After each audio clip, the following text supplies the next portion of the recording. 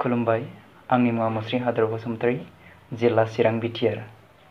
गिबियावनो बे समाव गोदान बोसोर रंजालि बैसागु बोथोरनि गाहाम हामलायथिखौ मोखां बिजाबनि खन्थाइ बिबार थुनलाइयारि हान्जानि दैदेनगिरि आरो बिजिरगिरिफोरजों लोगोसे गासैनिसिमबो जासिहरनाय जाबाय।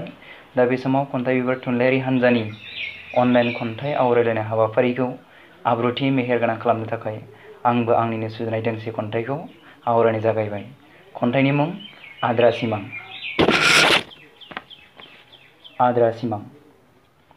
अखानायसि हराव उन्दुरोमै आं उन्दुलांनायाव नों रजेखौ सिमां नुदों, साया माया खोनाफा माफा नों रजेया आंजों रायज्लायफैदों। फारनै आंनि खावलायाव सक खुदुमदों, आय' रजे नोंदि बबेयाव दङ आं नागिरदों। सिमाङावल' नुयो नोंखौ सा दान्दालि खानाय हसारनाय, खान्थाल मादानि रोमोदो दख'ना गाननाय। एखनब्ला आंनो सिमाङाव अननायनि थोजासे फिथिखा लुफावनाय।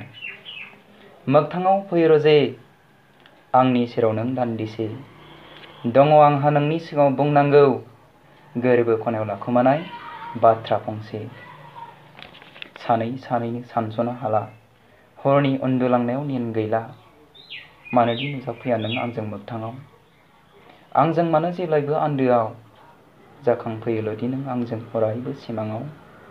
एसेयावनो फुंबिलिनि सुखिदार दाउज्ला बेरहाया घन्टा बुयो, संसारनि दंनायमानि जिबिखौ फोजाखाङो, आंनि नुनाय सिमाङाबो आद्रा जायो।